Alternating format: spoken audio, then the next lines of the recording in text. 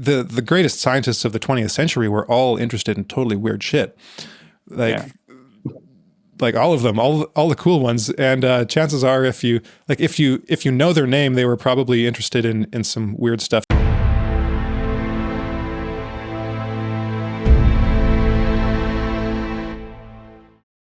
Welcome back, everybody, to another episode of Mind Matters.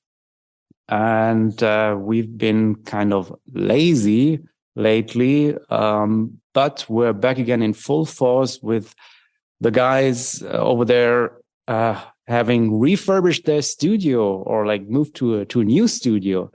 So it all looks gorgeous, may I just say. So congratulations on that. Thank you so much. Yeah. That's important. Yeah, let's give a little quick tour. Okay, yeah. So here's there. Check that out. You like? Oh, for everyone listening and not watching, we've got in my background a guitar, a globe, some economics books, a little Star Wars toy, a meerschaum pipe of the Sherlock Holmes variety, and a little statue of a Roman general who shall remain nameless. All right, next, Adam or Ilan. So, and in this pared down and simplified Zen-like background, we have a Renaissance sketch of Julius Caesar, as well as a movie reference, a television show reference in the form of a screenshot of some sheet music, which might as well remain obscure. Yes, we'll one YouTube like to the first commenter that sight reads that and tells us the tune. Mm-hmm. And if you've watched the show, then it doesn't count. So next. And to wrap it up, we've got me, and I have 2 pictures of Gurdjieff with a bust of Julius Caesar, a Bruce Lee action figure, and some books. Yes, awesome. Very much fun. Yeah. So since we're in the lazy mood, we thought we just do a little roundtable today and see what everybody's got on their tables and or is working on or interested in at the moment. And I personally have no idea what this will how this will develop. So I'm very. I have curious. no idea what I've been doing or what I'm planning. So we'll just have to see where this goes. Sounds. We're trusting the awesome. process. Yeah. So may I just kick the ball off by asking who wants to go first and tell our esteemed listeners and viewers what you have been up to lately. Well, I guess I can start. I'm still writing on Substack. So you and me both, Luke. We've got our Substacks, Luke Talks and Political Ponerology. So we've been consistently active on there.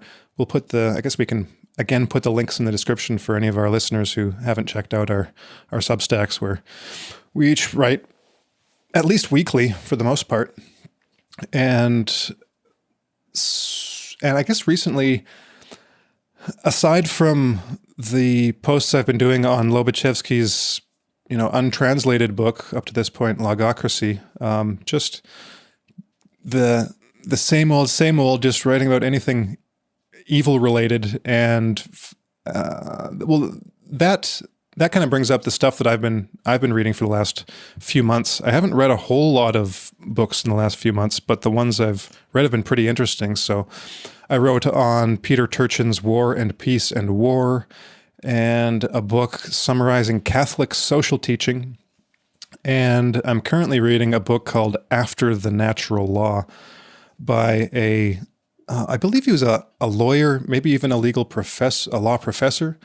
I can't remember for sure, but it's his book on the natural law and the classical worldview, and how the classical worldview kind of went out of favor, and how modern philosophy, like for the past 300 years, has kind of totally overturned the classical worldview. And it's his defense of the classical worldview, based primarily on the Greeks and Romans, so Aristotle, Plato, the Stoics, and then as kind of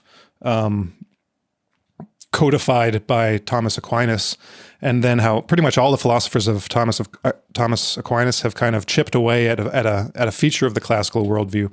And in this guy's view, the classical worldview, it's like teleology, and it's kind of anthropology. It's view of the nature of humanity and the nature of reality.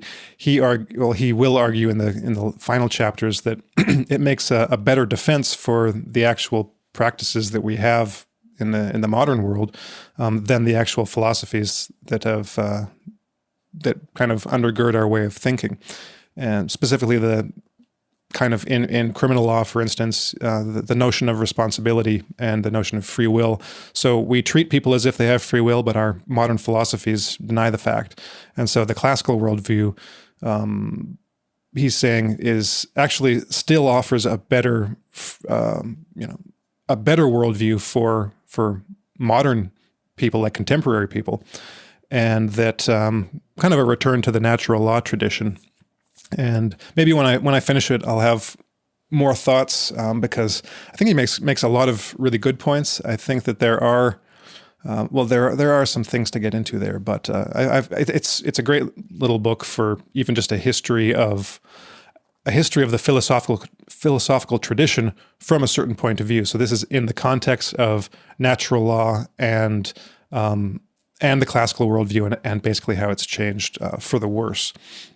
So that's been pretty interesting. And I guess it's pretty much all I've been reading recently. Other than that, just little things here and there. One thing I want to recommend again is Michael McConkey's blog. He's had some really interesting things on his Substack, Circulation of the Elites, like on the nature of federalism and populism, and the difference between like top-up versus bottom-down federalism, and examples of that, and how even a bottom-up federalist system can kind of go bad. So he gives the example of the United States and the European Union, and then examples of how it the benefits of a bottom-up system when it's done more or less right.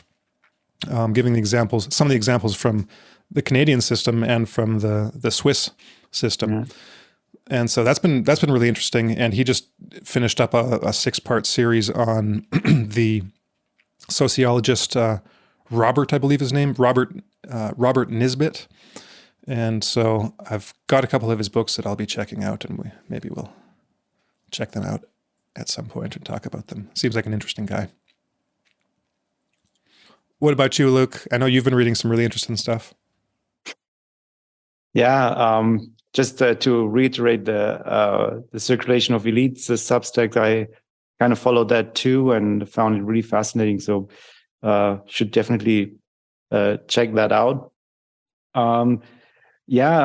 So I mean, my kind of overall research program, so to say, is a bit along the lines of Collingwood's idea of, like presuppositions and how they shape things. And this might be a bit in line with what you said about that book about natural law.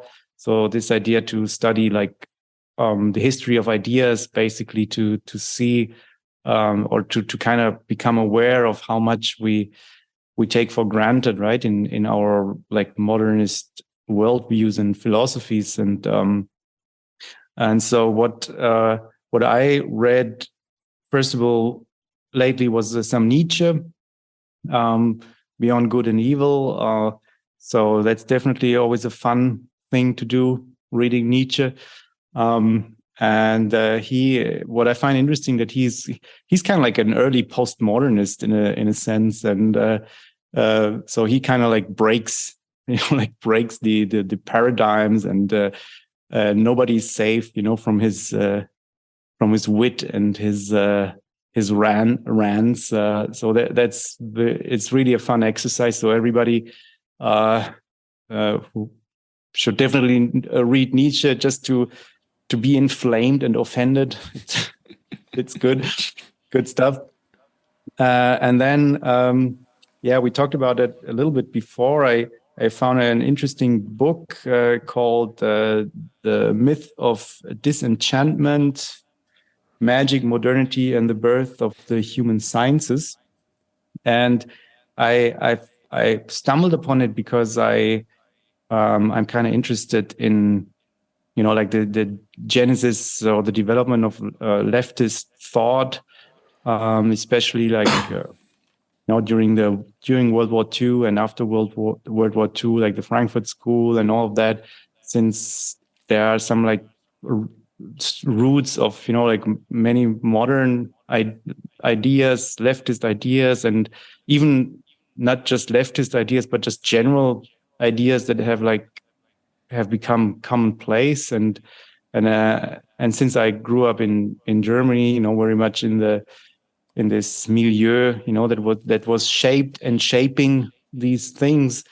I'm very interested in that kind of thing, and I had this kind of thesis for a long time that part of what drove these movements, because it's easy to like just bash them, right, and say, okay, these are like the proto-wokists and whatever, and there is a certain truth in it, in the sense that there are certain tropes or certain roots in there that have later kind of like germinated into modern like wokist ideas, but there's obviously much more to the story. And one thing that struck me, with my background and what I experienced and saw, is that there's a part of what drove these guys, was and the success that they had as well was this certain sense of disenchantment, right? So basically a critique of like an overly like science-minded approach, rationalist approach that can be very technocratic, very sterile, very dead, so to say, and many of these people, as we know, the left are usually more open in terms of personality traits, and there's this whole like world of mystery, of literature, of art, of mysticism, even spirituality.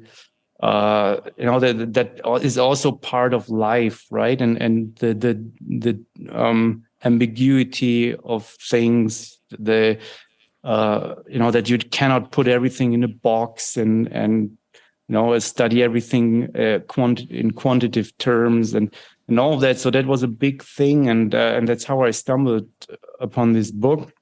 And I found it really interesting because he traces a lot of like what went on behind the scenes, even during the Enlightenment era, and gives like tons of historical background. He's kind of like comes from the critical theory tradition himself. So he's kind of like a postmodernist. So sometimes you have this odd little like jargon or like leftist trope in there, that from today's perspective, you get kind of like, but, when he talks about queering or, or whatever, but this is really minor, and he has done just a splendid job. Like, there are like thousands of references, and he just has read a lot, and he reads like 10 languages or whatever. So he really did an impressive job there. And there are so many interesting tidbits in there, like how, for example, the whole idea of the Enlightenment was, it was basically an invention of even the late 19th century, right? That people may have used it before, like in German, but that wasn't like, that is the period, and with all the associated ideas we have now about it, but that only came much later in the late 19th century, basically. And in the Anglo world. He makes the case that it's even was only after World War II, that this word enlightenment and the associated like ideas really were like invented, and that's something that you see very much in history, right? Where people come up with these tropes that then get projected back in history, and they're creating kind of a myth, right? So that's a pretty standard thing. And the same is true with the Renaissance, by the way, which was single-handedly created by, I think it was one German guy, he just came up with it, and was very, very late. Nobody like it just didn't exist, the period of the Renaissance. And I mean, you can say obviously like people at the time, they cannot like, name their own period, but it's more than that. First of all, it's interesting that it's often very late that these things got named. And then it's not just a period, but you associate like a whole narrative with it, right? And a whole history. And that's kind of like the postmodernist thing, right? To kind of deconstruct these myths about history and how they are created and the various interests and so on. So all in all, I found that really fascinating, and maybe we can go into it later a bit more. But it answered like quite a few of my questions. And just to close, it's interesting to see how many of all those thinkers we are familiar with and those we are not so familiar with, but who had a huge impact, were like knee deep into the esoteric, the paranormal, mysticism and all that stuff. I mean, it's really astonishing, like from Francis Bacon to Freud to like even the Vienna Circle, like the arch scientism proponents, and some of these guys were like totally into like seances and like the paranormal and stuff. So it's really fascinating, this kind of hidden current in our Western history that nobody really talks about, and that nowadays like it's just erased from our memory. Yeah. So, well, just really quick. So what, summed up really quickly, what is the myth of disenchantment?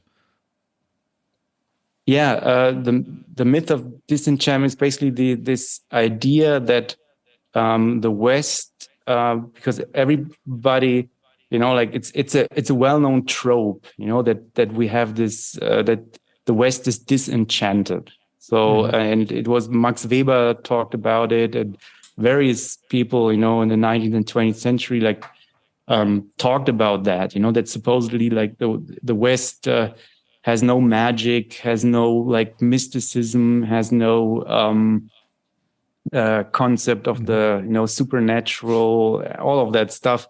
This is what is meant with disenchantment, and it also goes together, with this development of the technocratic society and technology and all of that. And what he basically wants to show is that this is in essence a myth, because there are these like undercurrents, and that they're not even just undercurrents, because I always thought about it that, there were always people interested in that stuff, but they were just kind of suppressed, right? So kind of fringe figures, and I mean throughout history or throughout modern history in the West. But he basically shows that, it's just literally like the big guys, like the Anthony Fauci's, of various periods, were like knee deep into this stuff, and openly so often. And that's really interesting to see. For example, the religious study at the field that came up in the 19th century, that was like kind of emancipated itself from theology and with comparative religion and all that. And this was founded by a guy, forgot his name now. He's famous. Fraser. Fraser? Pardon? Was it Fraser? No? The Golden Bow. Yeah. Fraser was. Yeah. He was one of the guys. I think there was another. You could look it up. A German guy, and they were like very much, into this whole esoteric ideas and all of that, and supernatural and things, and they weren't like the dry academics, just scientifically comparing religions. They were like super into, and and this is just one example. The whole field was founded in that milieu, right? A whole scientific field, and there are so many more, and that's just what he means by myth of disenchantment, right? Mm-hmm. And the interesting question is, how the hell did that happen? But I don't really know. Well, I think that maybe it was in one of your posts where, or a tweet or something. I think I might be totally wrong, but you or someone made the point that even if you look at polls, like national polls from people like in the West, pretty much a vast majority of people will believe in the supernatural, either in paranormal stuff or God. So religious, paranormal, all these kind of weird things. So you'll even in a disenchanted, so-called disenchanted society, you still get a vast majority of people who believe in all these things. It's the official culture that is anti this, and I have this humorous picture in my mind. It's has a low probability of being true, but it would make a funny cartoon or something. So you often hear about scientists who follow the party line, and then when you get them in private, they'll talk about all the things they're interested in private, but that they don't say because of the the bad press they'll get from their peers, from their scientific peers. And I just thought it would be really hilarious if the vast majority of them actually had those private beliefs, but they all only hold them in private.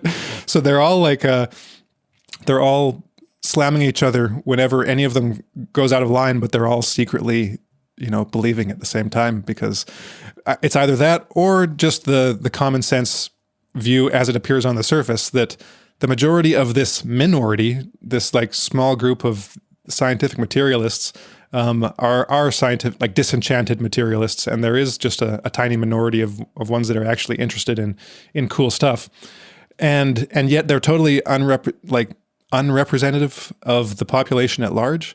So they're the ones that write the history, so they can write all of the weird stuff out of their own history, out of the founders of their own doctrines and their own methodologies, and yet you find it everywhere. So you find it at the origins, and then you find it in the fringes, even in the modern day. Like the greatest scientists of the 20th century were all interested in totally weird shit. Like all of them, all the cool ones. And chances are, if you know their name, they were probably interested in some weird stuff, especially in physics. Maybe not in like geology, but now we're going to get some commenter on YouTube who's like, hey, this founder of geology was really into parapsychology or something. Oh, well, great. But at least the physicists, what, Bohr, Pauli, yeah, Einstein, like they all had interesting beliefs that and convictions that are totally at odds with the official academic scientific culture that exists nowadays, where that stuff is just, and even their own image. Even their own image. So the cool things get written out of their own biographies. Well, Arkadiusz Jadczyk, who we know and like, he's got a blog where he writes about physics and assorted topics. And one of his recent posts, he was talking about, I think it was Camille Flammarion and William Crookes. And I think this post was about Crookes, who was, a highly respected scientist, made numerous discoveries, and had things named after him, and won various awards. And he was really interested in psychic phenomena. So he did what's even nowadays considered one of the most rigorous and scientific tests on a so-called Daniel Douglas Hume, who was, I guess, considered a physical medium, and had all kinds of weird stuff associated with him, like so all kinds of crazy claims like that, involving probably the most crazy claim, the most like far out, was that he could levitate. But all sorts of things in addition to that. And so he did a number of tests with these like elaborate procedures to, just to test out what this guy could do. And if you look at like the official biographies in scientific encyclopedia and things like that, his parapsychological research just kind of gets ignored or like written out or downplayed when he considered it one of his central interests and of vast importance.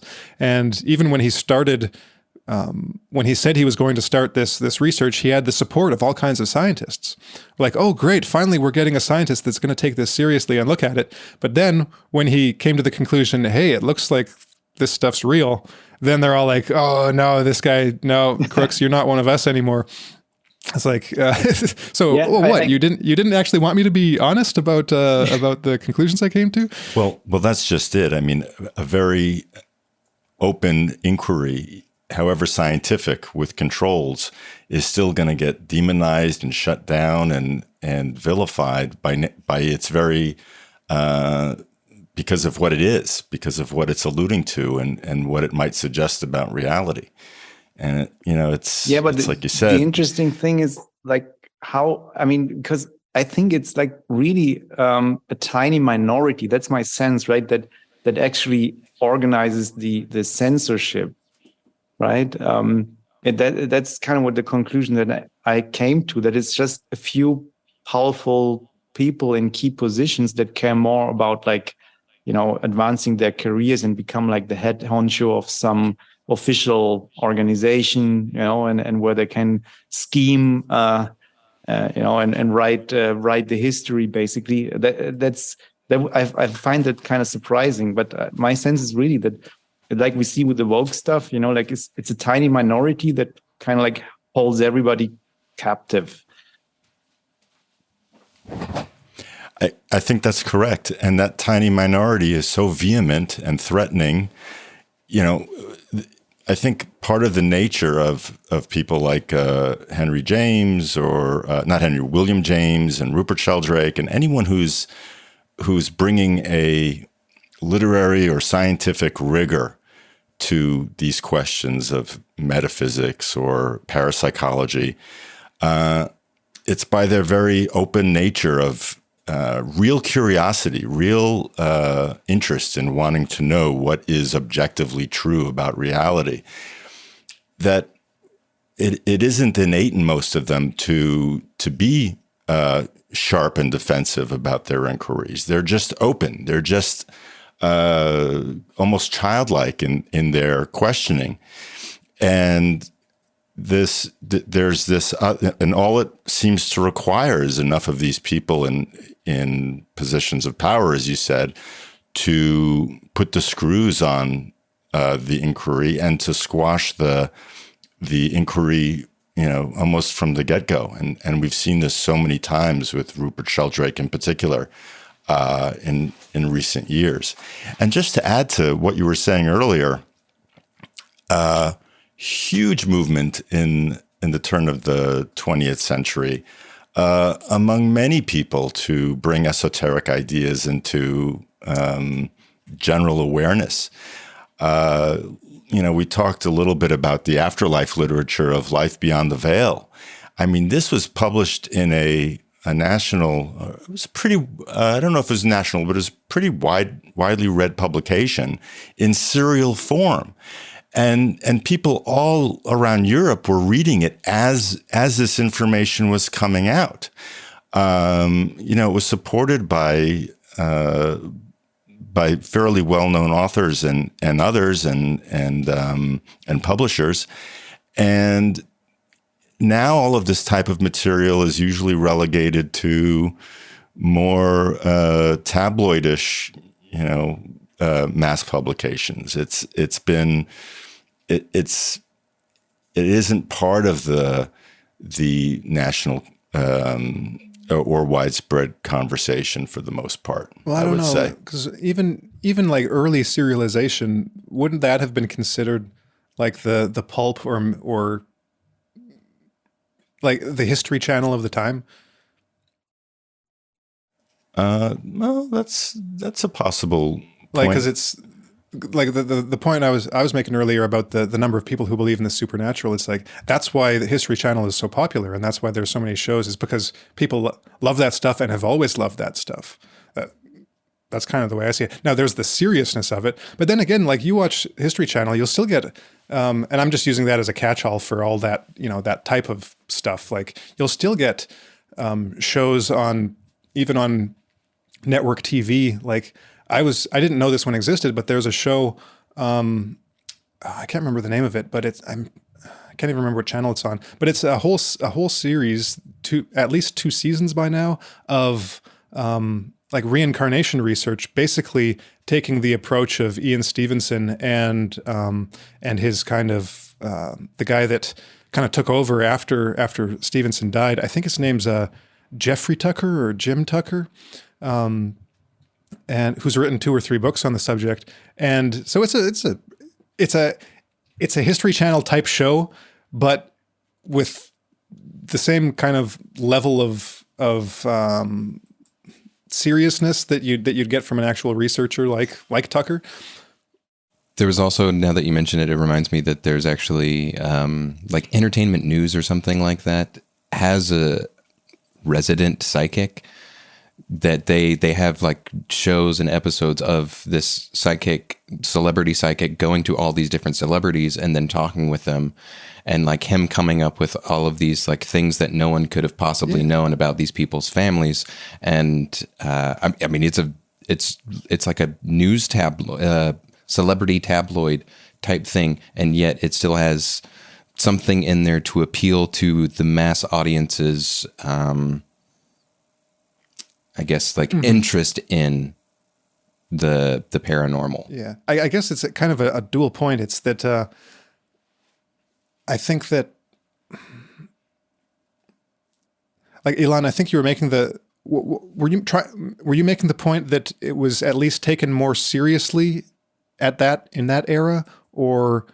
I think so. Okay. I think because you had people who were proponents of, who were vocal in their support of research that was coming out. You had many more local groups. It was much more a part of common thinking and perhaps accepted by more official channels. Okay. At the time. So I'd again partially agree, because I think at least from like the official scientific community, it's always been shunned. That's why when Crookes did his research, it was like he was one of the first to do it, and when he did and showed any kind of positive disposition towards it, then he was shunned. So there I don't think there's ever been a time in Western modern scientific history when it was actually taken seriously. Maybe the quality was slightly higher among the mass, the mass presentation of the ideas. But then again, like I said, we still find a lot of pretty good stuff in the mainstream today that people eat up, but they'll eat up the good stuff or the bad stuff. It doesn't really matter what the quality is. Yeah, but I think my impression is that it's been kind of like a gradual process, in terms of like shunning these topics, and that it got especially worse after World War II, basically, or it got like super bad and like super bad.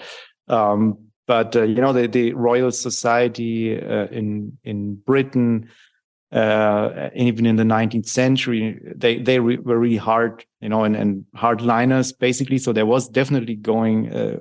Who was it? Crookes was his name, right? The example. I mean, there are examples like that, but still, there.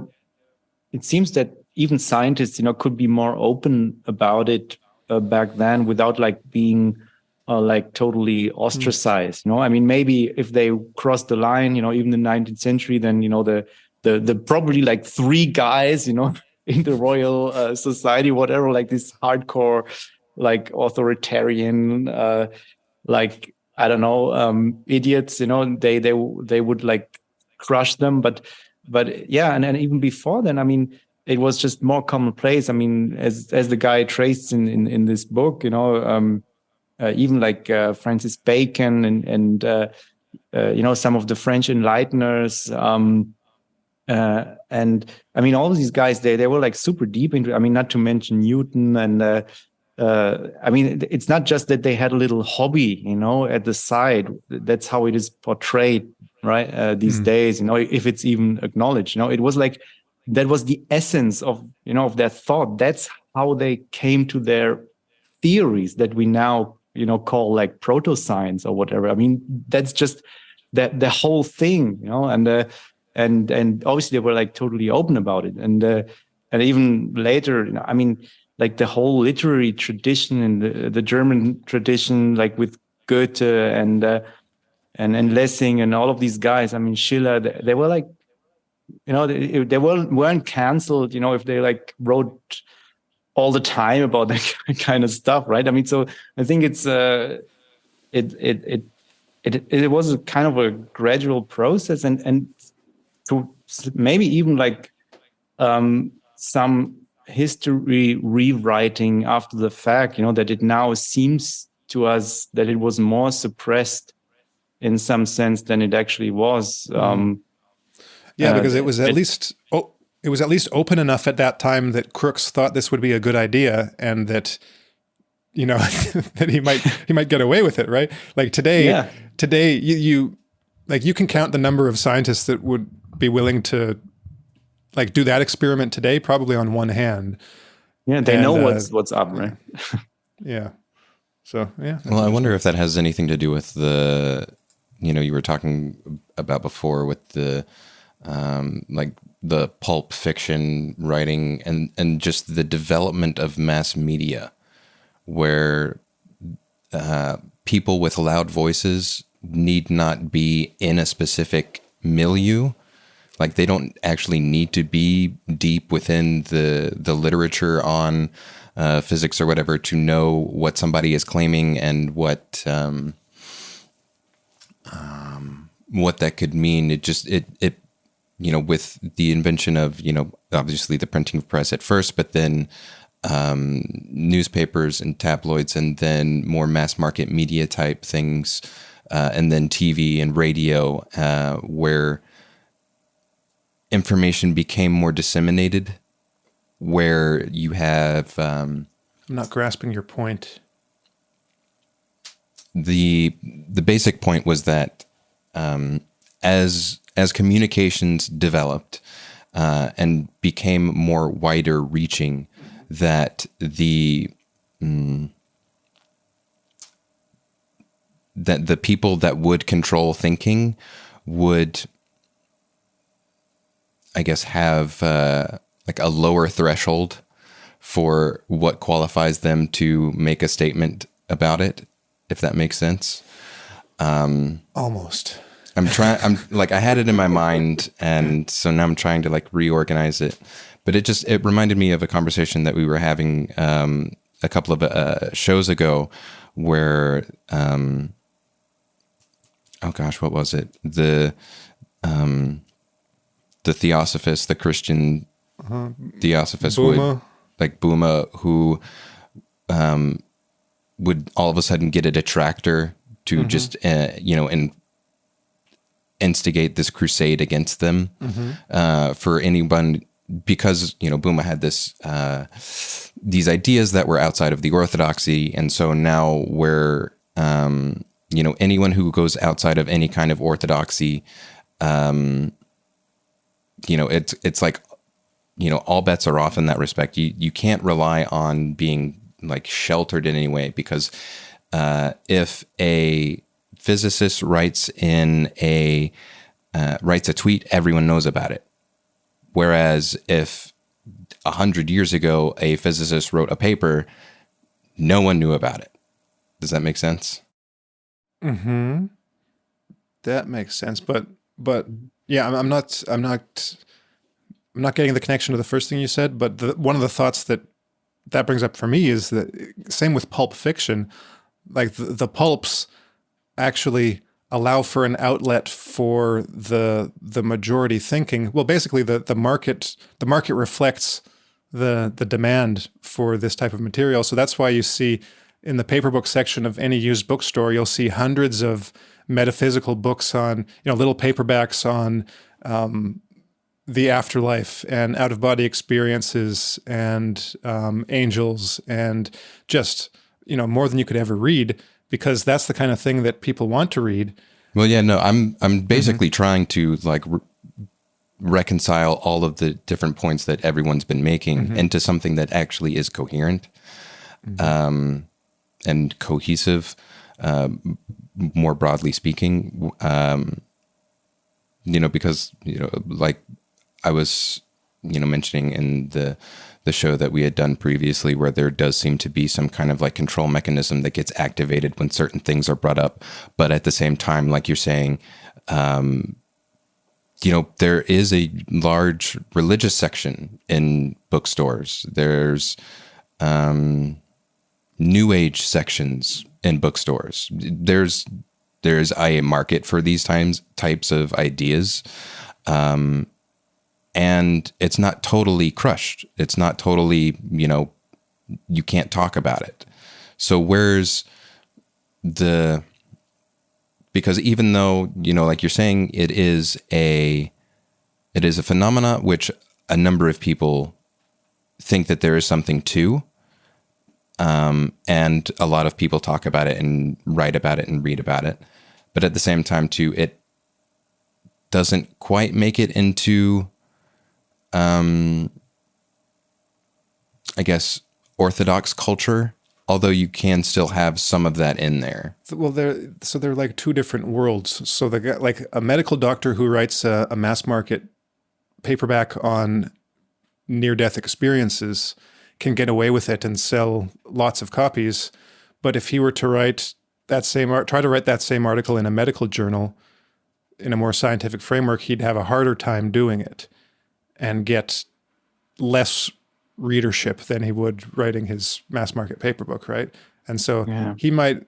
So people, I think there are certain rules. So you can write your trade paperback on the weird stuff that you encounter in your medical practice, but when you try to take that into the scientific community, then that's no, you've gone too far. You've strayed from the disreputable pulps into the higher, it's the official institutions. The hallowed realms.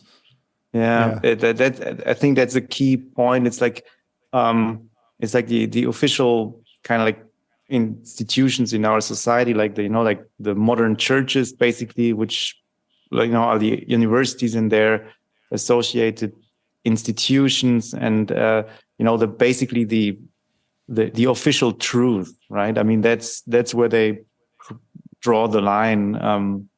That's pretty obvious, as long as the official truth is like, oh, that's all BS, then you can, this weirdo doctor, he can write his book, that's not really a problem. But as long as the official truth is prevails. And I just wanted to make one point about this conflict, because that's also what you find when you look into the history a bit, is that it's not exactly also a conflict between, or was not a conflict between science and this, crazy supernatural stuff, but it was actually a conflict between religion and the crazy supernatural stuff.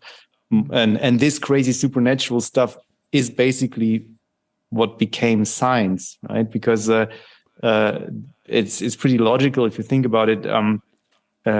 If you're like a contrarian, free thinker who doesn't really like to have, your priest or the Pope telling you what you're allowed to think or not to think, then you kind of get ideas about like, oh, maybe we just do this psi experiment, right? Or let's study magic or whatever, and go about it in a sort of scientific way. And that's really how this so-called scientific method, whatever that is, kind of started. So that's something, because people always think it's like, the church versus science, or science versus the supernatural, but the roots are actually a bit different. And it's basically authority against people, having ideas.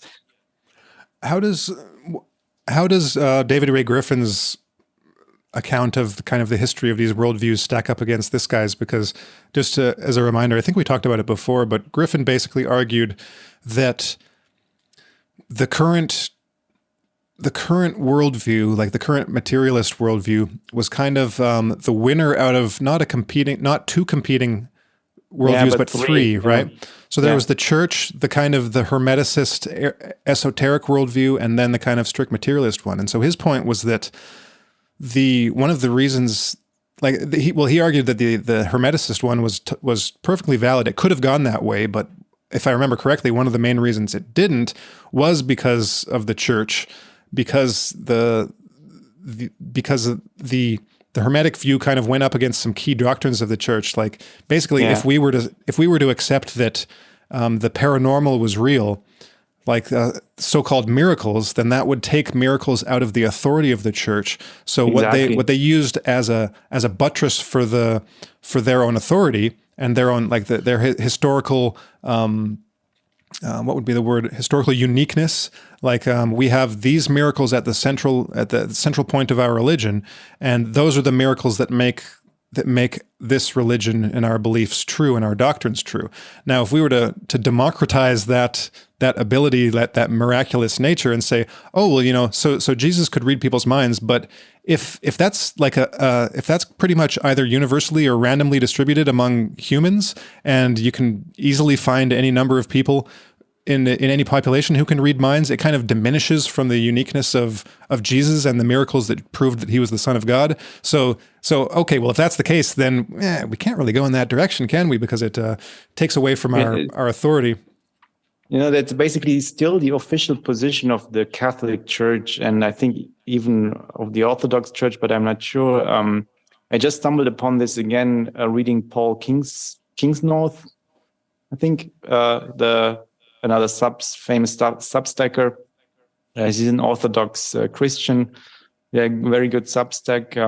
And he kind of wrote about AI, and how this might be like a demonic possession thing that's going on and stuff, which was very cool article. And he also cited Rudolf Steiner, and talked a bit about it. But obviously he said that's not his theology. He's an Orthodox Christian, but he found some interesting points in there. And he said, that I think it was the official Catholic doctrine or whatever, that says basically we acknowledge the existence of miracles and the supernatural, but we prohibit or strongly discourage any experiments with that, whatsoever, because it can only lead to delusions and evil and blah, blah, blah. So you have still that, that position that basically doesn't want, there are good reasons for that, it's not that it's bad, it's kind of a sensible position, but still is that you have this idea that you cannot really, it's the miracles and all that stuff. It's like the exclusive Christian thing. And, it's like we decide who's a saint. And some even would say, like, there are Christians, I think, who believe that all this business with miracles, it stopped at some point, right? It just didn't go on. And so, and I think that to your question, it actually stacks up pretty nicely. I kind of thought about that too when I read the book, because that there's definitely this conflict between the church and these hermeticists, right? And they kind of latched on to like the more materialist views, although it wasn't like exactly the materialism that that we call materialism today, right? It's more like this Cartesian dualism. Things like that, where you have like on the one hand a kind of like mechanistic universe, but you still have like the supernatural. So they kind of favored that, and for me it always helps. If you just think about the types, and I thought the show we did about this Jakob Böhme and his like stalker, and the article you wrote, Harrison. That really illustrates this dynamic very well. You just got to imagine the guys, and you just imagine at the time, some church dude, like official, like, the equivalent of some like authoritarian guy in some institution today, right? Like some politician or whatever, and some powerful dude, scheming, and then you think about someone like that. I mean, he is not interested in that stuff, right? I mean, he probably doesn't even believe in that stuff, and he certainly doesn't want people having ideas about that stuff. So I can easily see, like the story Ray Griffin tells how this played out, right? I mean, you have this all these like super interested and smart and some even dangerous, guys who starting to think about this stuff, experimenting. And I mean, even like Goethe, I mean, he was just brilliant, and just it was interested in so many things. And there were like many people like that. And you can easily see how they wanted to just suppress that, right? And yeah, so I think it stacks up pretty well. This whole it's like banishing of this supernatural into like this other realm that nobody really has anything to do with, and that is kind of like an abstract construct, a theological construct. Mm-hmm. I think the way that Griffin put it was that the basically the battle between the intellectual battle between the Catholics, for instance, or the Christians and the Hermeticists, even though there's overlap, of course, because most of the Hermeticists were also Christian, but the gap between the different worldviews was such that Cartesian dualism was found to be more compatible with the official religious doctrine take. And once that kind of alliance was made, then it followed the kind of trajectory of Western philosophy along with it. So, because after Cartesian dualism came, then it's like, so Descartes kind of split the world in half and still gave them equal value. Like, he was religious, he believed in God. But once he'd split it apart, it became easier and easier to just chip away at the mind half of the mind-matter dichotomy, to the point where, our philosophy today is pretty much half of Cartesian dualism. And so they're wondering why they're running in circles all the time, right? Right. So you've got half a worldview, and so it's almost, so Griffin kind of makes the point that the reason that happened was because the church essentially sided with Descartes, roughly speaking, in the battle of worldviews, and so all of the kind of fringe guys today are kind of the inheritors of that, they're the continuers of the losing third team that lost out in this debate. So, and probably I don't even think a lot of them maybe aware of it, because you read the stuff, like we interviewed Jim Carpenter and his book First Sight, and we've had a number of talks on subjects of that sort, and you read those kind of books, and it's pretty much like essentially those aspects of the Hermetic worldview, but just in a modern contemporary scientific framework. It's like, oh, well, this just seems to be the way reality works, and it does a lot better job than Cartesian dualism and or anything else. And it's like, oh, well, those were the guys that we kind of banished from the realm for having wrong thoughts. The guys that actually seem to have gotten it right, we didn't even give them a chance. It's kind of sad. Makes me sad. Yeah, it is sad. Well, that ties in a bit, I guess, with, unless we wanted to go in a different direction, one of the books that I was reading recently was Life After Life by Raymond Moody. Moody, I like Moody. Moby Dick. No, it's Life After Life, and it is not an amalgamation, but a collection of, different stories of people that he had interviewed with different near-death experiences, what they experienced, and how similar everything seemed to be. And then, also towards the end of the book, tries to compare it to different like physical ailments that people know create, say, hallucinations, or a distancing between oneself and one's body, like a disconnect.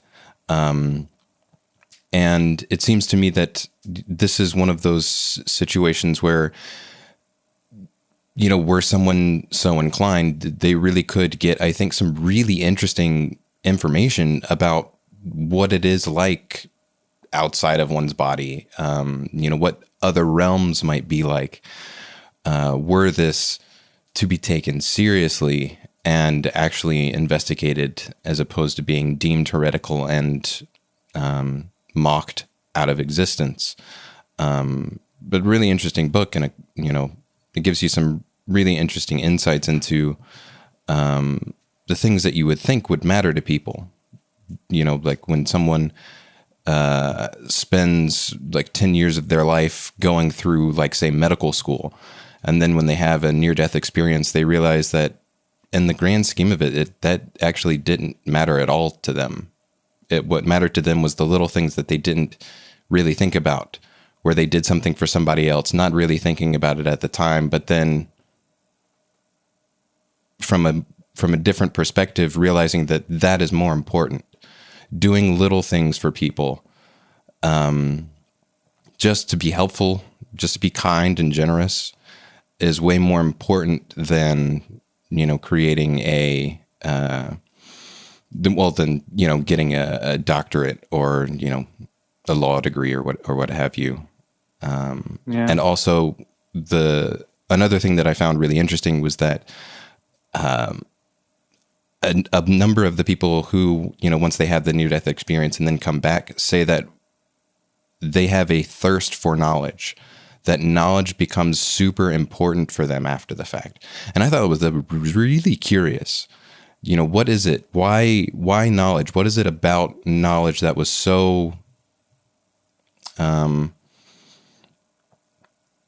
just had such a draw for people that a number of them came back to say that it became a new driving factor in their life, to where, like, a number of people, like, started going back to school in order to learn. And I just thought it was that's a fascinating little detail. I just say that to my higher self, higher self, you come down, and you say that to my lower self's face, My lower self knows what's what, knows what's really important. And it ain't knowledge. It's the latest Marvel movie. That's what's important. Yeah, but I want to add another layer to this story, because I'm reading another book at the moment, just started, but somebody recommended it to me, and maybe you guys even know it. It's called The Trickster and the Paranormal by George P. Hansen. It's really fascinating. I would just a quick point about this relationship between science and this paranormal stuff. I mean, there's like this suppression going on and the all of that, but there might even be another issue in terms of like that this kind of stuff sort of defies the scientific method, right? And the kind of to go postmodernist on this, it kind of defies like the logocentric, Western ideas about stuff, because it's just it's not really repeatable or replicable. It kind of the laws seem to change. In near-death experience, you cannot just induce. They just report it when they happen, but cannot really like replicate it and all that. Or if you did, it would be very unethical. Well, were there a couple movies about that where they purposefully? Well, it's been done in various novels and movies where they might like purposefully induce an NDE once or twice. There might have even been a movie like premised on that. Yeah. That there was one with Kiefer Sutherland and Julia Roberts some 30 years ago, and it was I forget the name of it. Is it like flatliners or something? It was flatliners, yeah, and they induced death, and some of them to face their own demons, and but basically the lesson is don't mess with the natural process, which is good enough, I suppose. All I'm saying is that maybe it's possible. Yeah, I mean, good luck getting that through the ethics commission, right? I'm just saying maybe it's possible if you ignore the ethics boards and just do it in your basement. And The people that you have locked up there. yeah, maybe we should do heroic self experimentation in the name of science or something. Oh, better not. But he makes another point, that or this related point that I found fascinating is actually that those psi phenomena, or like all those paranormal stuff and all that, it actually seems to work better in conditions that are like fluid and uncertain. So, for example, when a lab is like having trouble and is about to get closed, then suddenly there's more positive results, and it seems that boundaries fixed sort of thinking, fixed institutions, and basically all of the modern stuff, organized society and rules and regulations and all of that seems to actually like block that sort of thing, and when those are removed and then things are getting chaotic, then suddenly this stuff kind of creeps in, which also makes you wonder, in the chaotic times that we live in now, with some of these, gender boundaries getting what's coming through, I don't know. I had that thought, but it's interesting. That might be another reason why it is kind of like not really studied scientifically so much, because you just need a totally different framework, right? You need like totally new ideas, and Western science as it is usually thought of today is just, in a sense, not just because of the materialism, but because of like the whole idea basically of science, like the very strict methodological approach, and the labs and all that might just not be that compatible with it. It's like it's kind of a clash. Well, what's so interesting, when you were saying that, is I was just thinking, the Catholic Church has its own exorcism school, and elements of intelligence agencies and the military in the U.S. have their own remote viewing and parapsychology labs. And it's only when you really dig deep, because you happen to be interested in these subjects, do you learn that, at the official level, you get one kind of narrative.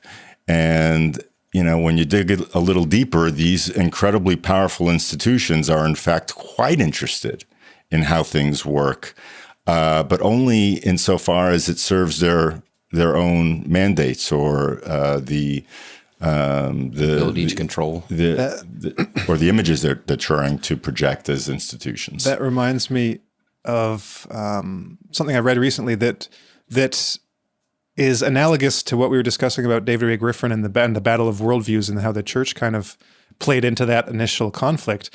I was listening to one of George Knapp's recent podcasts on the state of UFO research, and I think he was interviewing. Can't remember who he was interviewing, but I think it was someone that was part of one of the recent military UFO programs, UFO study programs, and they were making the point that a lot of the conflict or the hassle or the pushback they were getting from within the military wasn't from hardcore materialists. It was from the ones with strong religious beliefs. It was from the ones that thought that the UFO phenomenon was demonic in nature, and therefore didn't and therefore I don't understand the logic, therefore shouldn't be studied. You'd think that if you're, religious and there's this demonic thing going on, that maybe you'd want to study it so that you know what Satan's doing. I don't know. That never really made sense to me. But that ties back to a book that Nick Redfern wrote, 20 years ago, making a similar point about, I think it was called Final Events. And it was about this group within the, high level military kind of guys that was their worldview. That was their view of the UFO phenomenon, that it was demonic in nature. But apparently this played into, some of the pushback against that program. Basically, you shouldn't exist. You shouldn't be doing this because demons. But like I say, if demons, then study the demons. Well, at least going back to my religious background, that was always what I was told. Like, for instance, like Ouija boards, like you never mess with a Ouija board because demons. And the logic there seems to be that there's no way of controlling it or learning from it without being tainted or taken over. So it's basically like the reason why you don't go there is because you're messing with things you don't understand that are way more powerful than you. And in that sense, you're kind of like, okay, I kind of see your point. Yeah. I kind of see the point. But at the same time, it's like, if you want to do that, if you want to lose your immortal soul, then okay. I'll warn you against it, but still, I might learn something from it, I can learn from your errors. But if you get taken over by a demon and then you somehow take over the world, well, okay, so it's a slippery slope there. But but there's that there's a difference between warning people of dangers and like basically pretending it doesn't exist and not wanting to find out what this is all about. I mean that there's a difference, right? I mean, you could also say, okay, this thing is dangerous, but we kind of need to figure this out. So let's put a bunch of priests on the line. Good luck, guys. You go first and see. I mean. You could as a church, or whatever, as a religion, you could try to kind of find out what's going on there and also figure out how to protect yourself, and what this is all about and blah, blah, blah. Go about it methodologically. And also if you claim to have a religion, a true religion, or like a rooting in the good, in God, and your connection to God and Christ and whatever, then you should also be able to kind of find a way to protect yourself spiritually while carefully engaging with that sort of thing. Right. The thing that gets me is there's this weird contradiction where in that case you've got, let's just hypothetically, let's take this, say it's the case that you've got these high level military guys that are like, no, the military shouldn't be studying UFOs because you could be causing yourself danger and you could be causing us danger. Meanwhile, in the general public, there's like millions of people that think that these aliens are like angels and coming and going to save us. And it's like, oh, I want to get taken up by the ship and meet the angels. You'd think that would translate into, okay, maybe we should actually be public about our beliefs about this so that we can warn people that they're falling into a demonic delusion and maybe save some souls that way. But it's like, no, we got to keep it hush hush because demons, even though the people are like worshiping the demons, you'd think you'd want to do something about that, but apparently not. Yeah, it doesn't make any sense.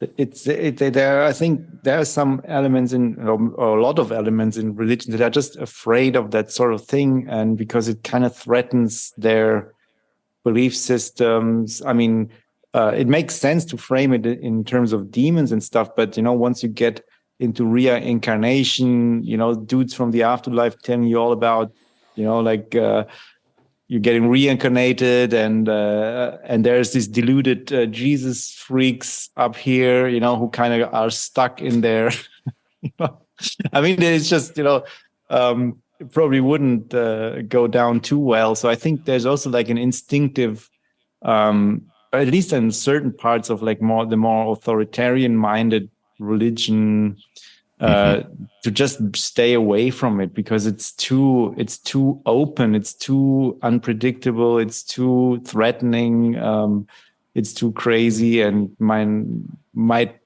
contradict some of the stuff we believe and things like that. Mm-hmm. Well, coming back to what you were saying about that, let me know if I summarize this correctly, just really quickly, that parapsychology and this kind of thing isn't conducive to the modern scientific methodology, right? But then, yeah? Yeah, in a sense, yeah.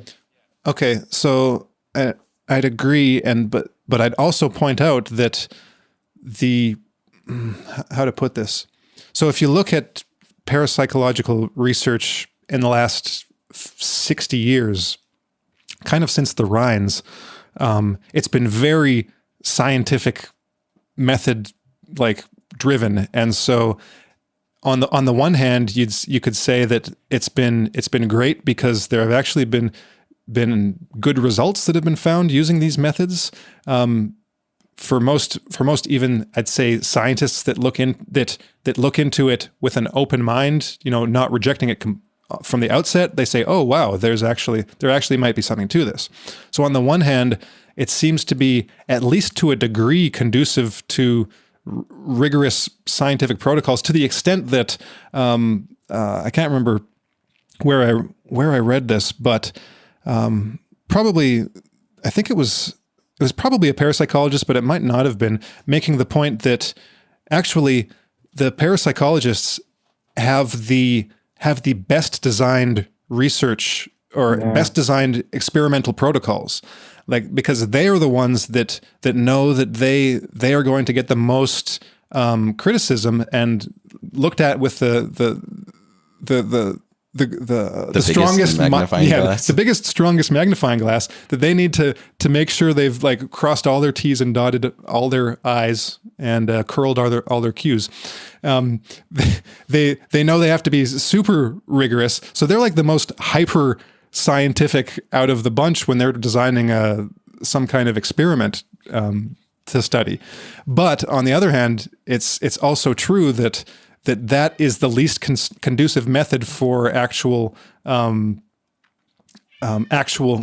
just wait. I have to have a guest join us. A kitty. Come on, kitty. No, he doesn't want to come in. Maybe next time. Go away, kitty. Yeah, but so, yeah, go ahead. I read something about that too somewhere. I think that these guys, the researchers, some of them actually make the point themselves that they kind of have tried to prove to the scientific establishment that this stuff is real, right? Like for ages, and for everybody like who looks into the literature, like comes to the conclusion, yes, they have achieved it even a long time ago. I mean, it is like, even from the scientific paradigm, from that perspective, this stuff is real. I mean, there is just no doubt about it. There's something going on. We don't know really what it is, but something is going on. But then they kind of also get stuck in this paradigm, right? I mean, they still get called names, right? I mean, they will never convince the scientific establishment, no matter how like great their studies are. And so at some point, and I think some have said that this themselves, like they just need to move on because you just need a different paradigm. I mean, it's all fine and good to have these random number generators and like tests and whatever and statistics.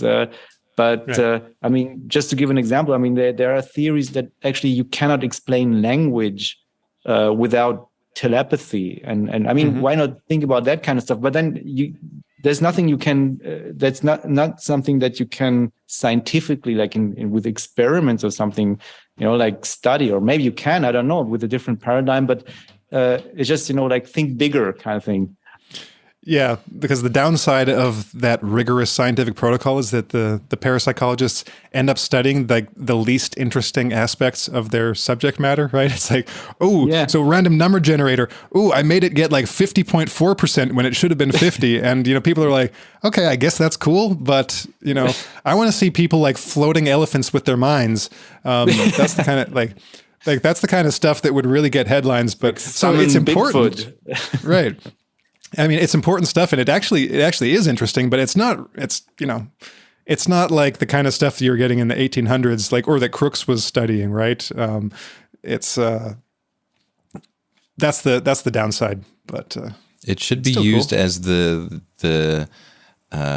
instigator, as like, we have verifiable, like incontrovertible proof that something is here. Yeah. Now let me get someone to levitate an elephant with their mind while talking to somebody on the other side of the globe while floating themselves. I don't know. And that may be unrealistic, but the point is that we have to do the studies to find out if it's unrealistic or not. Because how do we know? Maybe the Jedi, maybe the Yoda in Return of the Jedi or Empire Strikes Back, when he lifts the X-wing out of the swamp, like maybe this is something that's within the realm of possibility. We just simply can't know unless we do the studies to test it out. Luke's got a rejoinder. Yeah, because he's got to have a blue milk. It seems that it doesn't work that way, right? I mean, it seems that you have this guy. He walks out of his house one morning. He's stressed. Maybe he's in India or whatever, and something went wrong, and he runs out, and there is an elephant. He looks at it, boom, he levitates it. But then if then the scientist comes, and says, "Oh, do that again," it's like, do it again. I don't know, doesn't work. I mean, this is just everything is weird about that stuff, right? And so it's kind of difficult. Mm-hmm. Yeah. Yep. But it's not completely hopeless, though. At least I don't think it is. And that's why I liked Jim Carpenter's book, because he basically agreed. Like he only in that book he only focuses on the lab stuff. So it's the kind of stuff that I'd consider actually kind of pretty boring, and not that crazy or out there. But the principles that he comes to, just based on that, are kind of totally in line with what you were saying, Luke, about it's just not conducive to that sort of thing. Like the most interesting phenomena of this sort seem to be completely spontaneous, and that seems to be an essential part of it. So in order to implement, or in order to put all that into a study, then you'd kind of need to make spontaneity a part of the study, which kind of isn't possible. So there will always be a limit to the kind of studies that you can do in that sense. But with that kind of awareness, I think that you can widen the range of not only the results, but the kind of things that you can study, and that could at least give the people interested in it more of an understanding of it, maybe even more of a control. I wouldn't, kind of a control over it. That would be the wrong way of putting it, because it's kind of wouldn't work that way. But it's kind of like a paradox. Like once you know that you shouldn't. What would be a way of putting it? It's like if you know that in order to solve a problem you need to stop thinking about it. Well, it might be hard to stop thinking about it, but it's not impossible. You just know, okay, I have to learn how to stop thinking about it. And I think that is possible. You can teach yourself to not think about it. Yeah, and so but that's a good approach, actually. And I just had the same thought, or similar thought, that actually to go one step further with this, one need to think about thinking, right? Or just if this guy managed to spontaneously levitate the elephant, but he cannot just consciously reproduce it. So the question is then, how did he do that, unconsciously, and how could we change our thinking, or to kind of maybe learn more about how this works, and perhaps even be able to one day to reproduce it more. more reliably. But it probably requires a whole new way of thinking, and maybe just learning how to not think about something is part of it, and how to totally go counter, your instincts, or whatever. And that these are interesting questions, but that isn't something that you can easily like put a study, in a paper. Or probably with only very boring results if you manage that. But yeah. So this all reminded me of a synchronicity that I experienced some decades ago that was so off the wall and so arbitrary, but also so significant to me that, it was sort of like reality saying, there's something else at work. And I had no idea what it was. So grabbed Jung's book on synchronicity and thought, oh, well, Carl Jung, big guy, thought about a lot of these things. And I found the book to be impenetrable, just unreadable. So I have no idea whether or not his ideas were getting at, the essence of what the dynamic was when I experienced the synchronicity. And it could be that through his, use of language and complex ideas, he was onto something. And I just, at the time, was not able to get to the bottom of it. But that really speaks to finding a language to describe all of these things and a framework that's understandable. And maybe because it's so out of the bounds of common experience and the way that we experience time and space and our thoughts and our experiences, that we haven't yet come across a framework that is accessible enough for most people to latch onto and assimilate, to explain the teleportation of elephants or synchronicities or anything else. We got from levitation to teleportation. Okay, we're up teleportation. Yes. Well, so it'd be a next level parapsychological phenomena. Thinking. Yes. So, but who knows? We continue to read this stuff with much interest and look for frameworks that'll help us to understand for ourselves what it is we're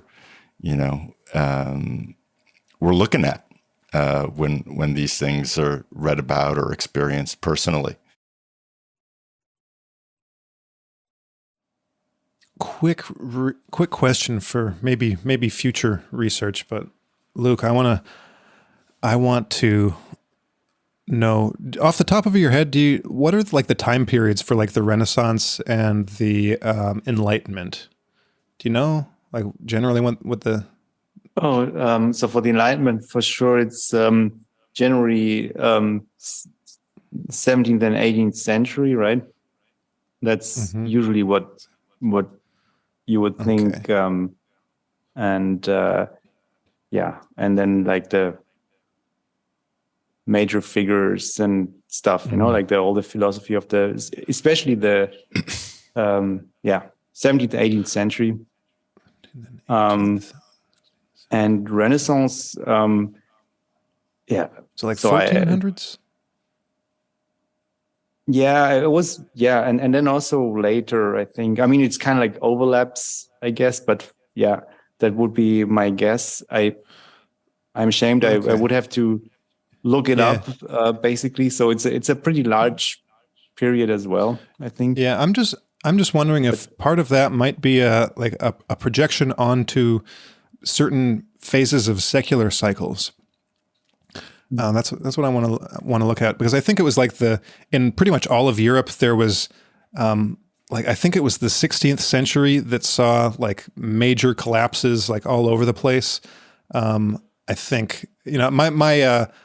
my chronological history is really bad. I'm bad with when Mine things too. happened, but yeah, well, so that's why I said it maybe a question for future research that maybe we can come back to, because I want to see if that might be like those periods that were kind of like retroactively projected onto the past. They didn't call themselves that. I want to know if they were, the people that were doing that were kind of identifying a feature that's actually kind of maybe common in certain secular cycles of history. It's like, oh, well, that's, of course, you'd find that kind of stuff because maybe that was the generative part of the generative integrative part of the cycle, where that kind of tends to happen, in most societies and experiencing those kind of cycles. And, because then you've got, of course, the collapse cycles, and I doubt you have a whole bunch of, great ideas coming up, like, during a societal collapse.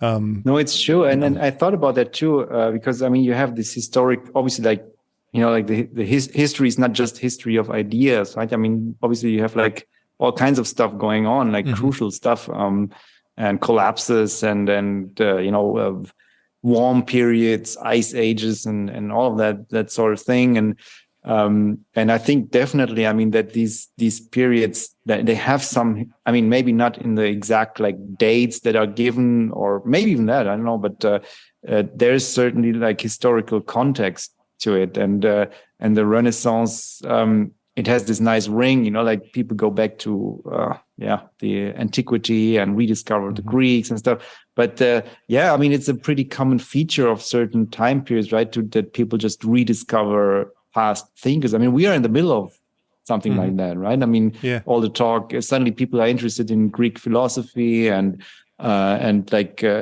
rediscovering old thinkers that have been like kind of marginalized until recently, and all that sort of thing. So it seems to be like pretty common, and probably that there's some truth, to that. I guess the danger is to if you just put in more and more content, like, or you give like this whole narrative, and it's very neat, right? I mean, if you read on Wikipedia or like in history books, it's just a whole story, that is a coherent.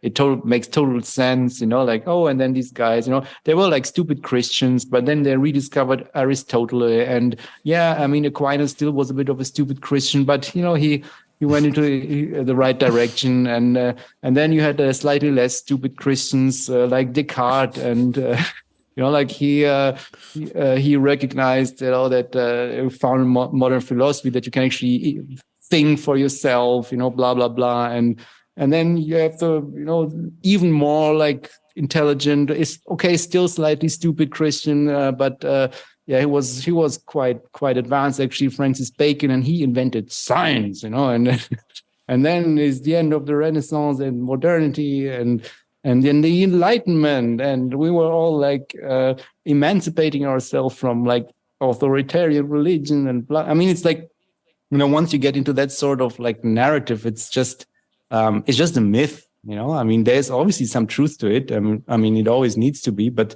it's a story, and that's, I guess, where when you read a bit about the whole early postmodernism, that where these guys actually have a point, right? To just kind of question these stories and these myths, and in a quest also to understand where they are at their moment in history, like how these myths influence thought and what they produce and so on. So I guess that's if you overdo it, and then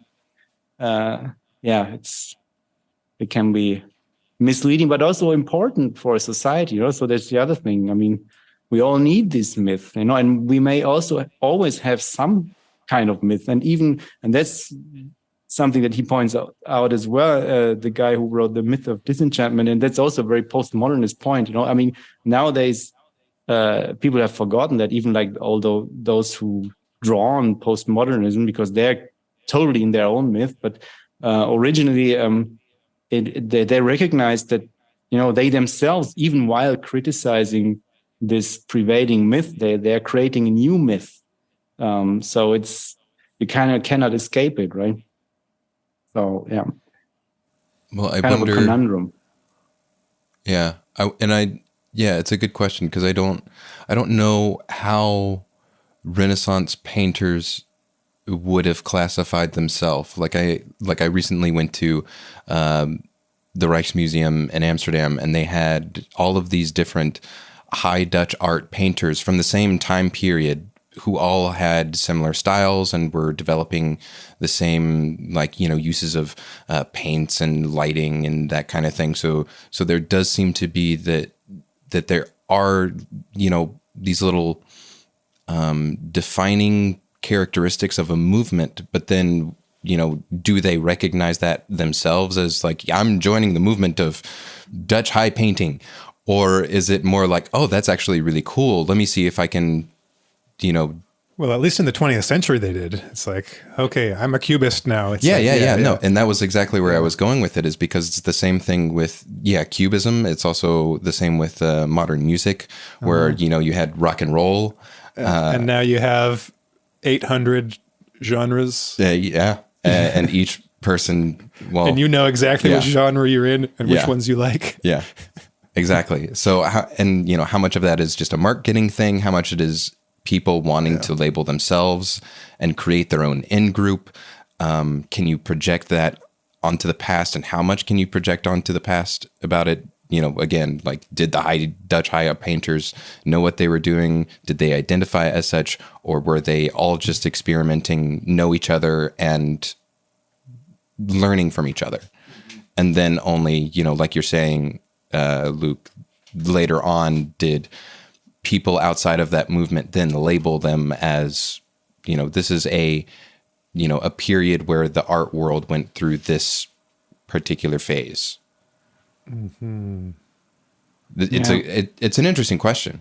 How it can be all of that, I guess. Yeah. Mm-hmm. Yeah, because it was similar in music too, right? So you have like, Beethoven was the the guy between, the one of the last classical composers and one of the first romantic composers. And it's like some music historians and scholars even say, by his, I can't remember which symphony it is. It's like his first 4 symphonies were classical and his last 5 were romantic, right? It's like that's when he changed. It's like there's the moment right there where it changed. He joined from classical the new club, right?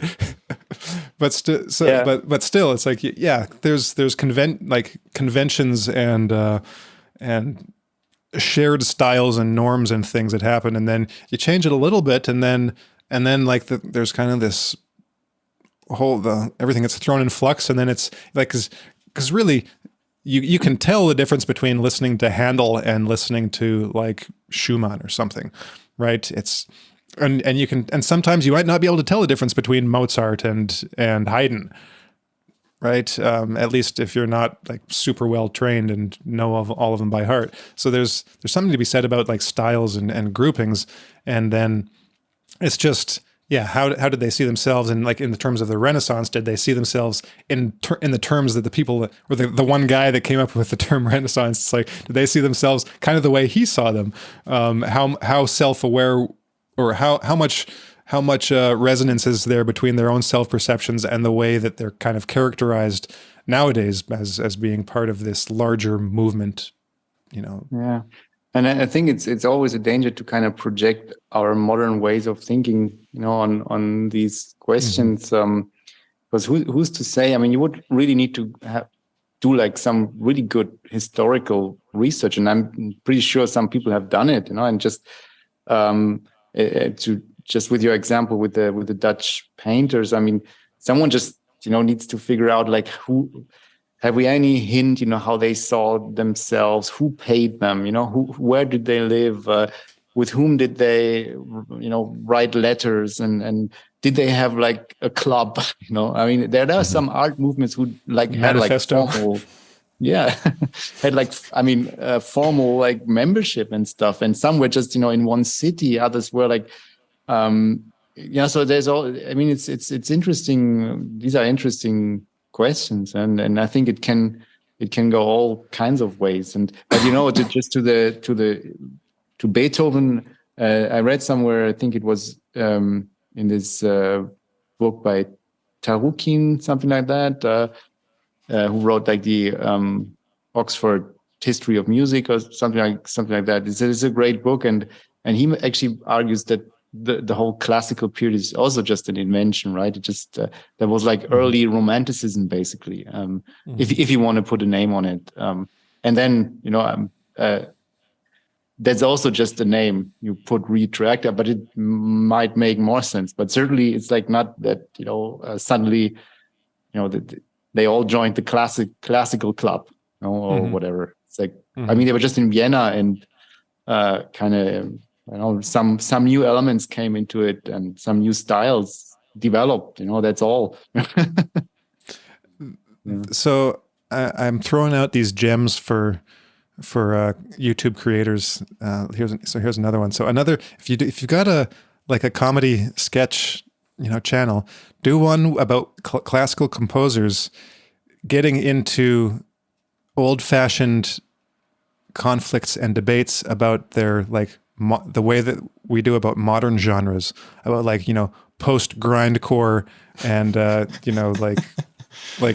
them be like the metalcore versus the just take that modern aesthetic and put it back with Beethoven and Mozart and stuff, and I think we could get some gold out of that. The contemporary genre debates of the time, and Beethoven saying no, I'm not X, I'm Y romantic core, post class core romantic core. A Boracian classicist. Yeah. We're the People's Front of Judea. No, we're the Judean People's Front. Exactly. Same flavor, right? Yes, Monty Python flavor. That'll do it. Yes. Yeah, some of that Monty Python. Yeah. Just agree with some of these Monty Python stuff actually happened in later art movements and stuff. I read it's been a while, a Substack, I think, that got into some nice details about it, and so where basically it's literally we split off, and then we split off from the splitters, and we found our own magazine, where we promote our style, and you are kicked out, all that stuff. Yeah. All right, we're just getting silly. Maybe we should wrap up. What do you say? Yeah, that's a good idea. Okay. So yeah, I have the honor of hosting today, so I gotta end on a positive note. Follow the forms. So, yeah, we've been lazy, but we also have read some stuff and had a pretty nice discussion about all kinds of things. Right? I mean, that was the plan. Huh? No, I think it went really well. So thanks again, everyone. And to our listeners and viewers. And hopefully we'll be back very soon with another hot topic. So thanks again. And see you soon. And we'll have interviews too. Oh, yeah. Do we have anything lined up?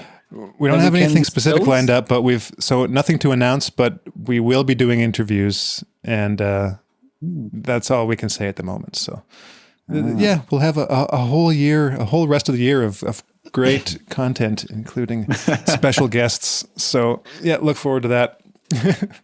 All right. Excellent. See you guys. Okay. See you guys.